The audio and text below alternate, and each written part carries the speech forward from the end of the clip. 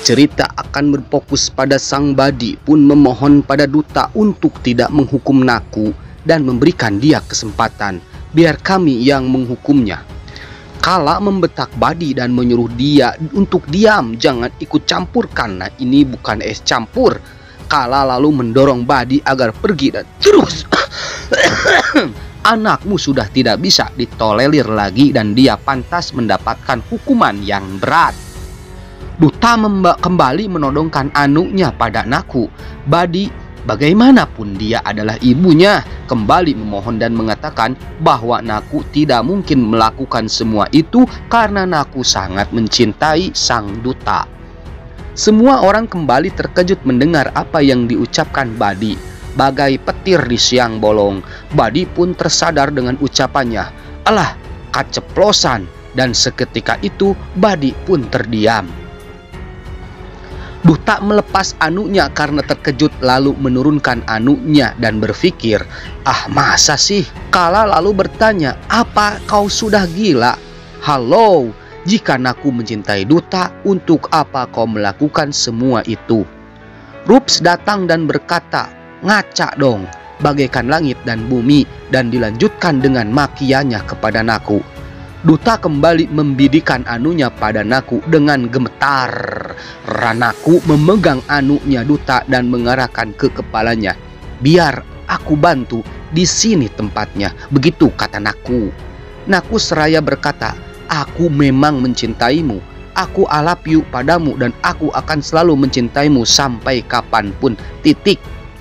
Orang-orang terkejut dengan keberanian Naku yang tidak tahu malu menurut sebagian mereka. Duta mengatakan omong kosong macam apa ini, lalu melepas kembali todongan anunya kepada Naku. Duta kemudian murang-maring menendang barang di dekatnya untuk meluapkan amarahnya.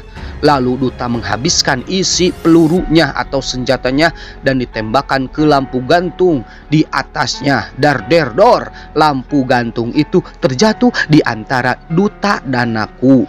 Naku sedikit pun tidak merasa gentar, tetap tegar di saat orang lain berteriak tentapan ceg tina galur, moal munur ceg paribasa. Duta lalu beranjak pergi ke kamarnya dan Naku hanya bisa menangis, meringis dan bersimpuh, serba salah, kudu kumaha ieu. Duta menaiki Naku, Duta menaiki tangga. Naku kemudian berteriak memanggil Duta dan mengatakan jika dirinya tidak melakukan apapun. Sumpah nage. Duta naik ke lantai atas dengan sempoyongan, gagaliengan, hancur hatinya dan perasaannya dan terngiang-ngiang terus ucapan semua orang. Duta pun menghancurkan isi kamarnya yang penuh dengan foto Supriya, menendang vas bunga sampai pecah dan merasa geram dengan keadaan semua ini. Naku khawatir ingin menemuinya tapi Kala menahannya. Baji juga khawatir lalu mereka berlari menuju kamar sang duta. Kemudian ia terhenti oleh serpihan vas bunga yang jatuh di hadapannya karena ditendang oleh sang duta. Naku kembali berteriak dan ingin berlari menemui duta, tapi sang Kala menahannya. Naku berontak dan akhirnya Kala mentabok rarai Naku, mentabok wajah Naku.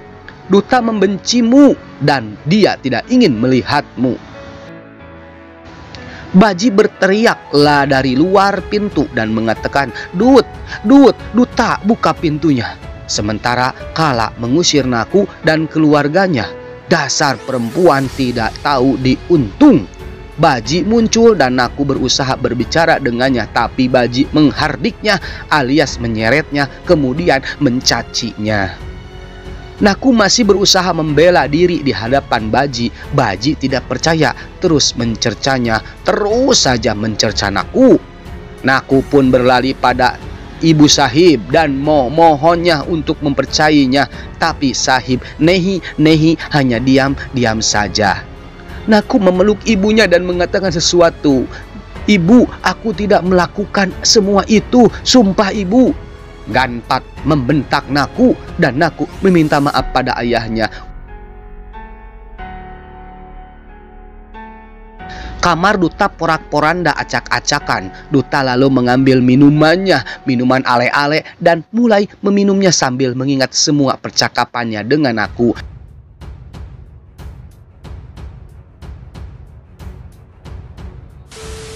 Sementara itu, para pengawal mengobrak-ngabrik lemari kamar keluarga Naku dan mengusir mereka. Naku dan keluarganya hanya bisa menatapi nasib. Naku mengambil kerudung pemberian sang duta dan memeluknya dengan erat. "Aku cinta padamu." Badi memperhatikannya dari kejauhan. Keluarga Naku keluar kamar dengan membawa barang bawaan mereka. Seluruh orang menyaksikannya. Dasar kau pengecut, dasar kau penipu. Kala dan adik-adiknya pun tersenyum dengan puas. "Hehe, kau sia." Kala lalu kembali mencaci Naku dan menyuruh mereka untuk keluar dari rumah ini dan dia tidak ingin melihatnya lagi. Badi mengajak Naku untuk pergi. "Ayo kita pergi, Nak." Tapi tiba-tiba duta muncul dan menghentikan mereka. Duta turun dan menghampiri keluarga Naku. Kala kembali memprovokasi duta agar membiarkan Naku untuk pergi dari rumahnya dan semakin membencinya. Baji berusaha menyadarkan duta, tapi duta mengabaikannya dan terus berjalan mendekati keluarga Naku. Duta berteriak di hadapan Naku, "Apakah kau benar mencintaiku kan? Kau sangat mencintaiku hingga kau siap memberikan nyawamu karena cintamu inilah kau sudah menipuku.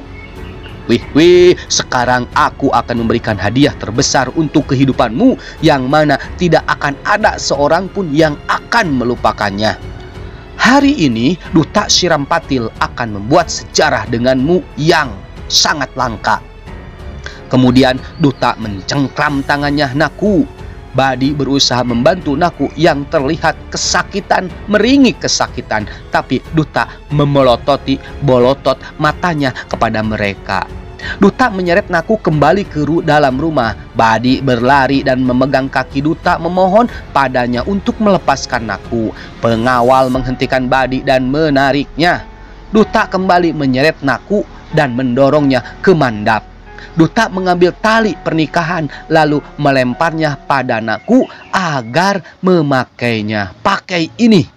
Kala dan keluarganya terkejut dengan tindakannya sang duta yang seolah-olah apa yang dia inginkan dan apa rencana dia selanjutnya. Naku menuruti duta dan memakainya. Lalu duta menyuruh pendeta memulai upacara pernikahannya. "Ayo pendeta, kita mulai acara pernikahannya." Kala maju berniat menghentikan tindakan duta, tapi duta menyuruhnya untuk diam, jangan ikut campur urusanku. Sahib maju menghentikan sang duta lalu menasehatinya, "Apa sih nak yang kamu lakukan?" Tapi duta menolak ucapan sang ibu. Kemudian duta mengumumkan bahwa hari ini adalah hari pernikahannya dengan Naku. Lalu duta membawa Naku ke mandap. Pendeta lalu mulai upacara pernikahan Naku dan duta tanpa membuat surat undangan ataupun hajatan. Duta dan Naku melilingi api suci dengan kaki yang berdarah akibat mereka menginjak pecahan botol minuman ale-ale dilempar duta.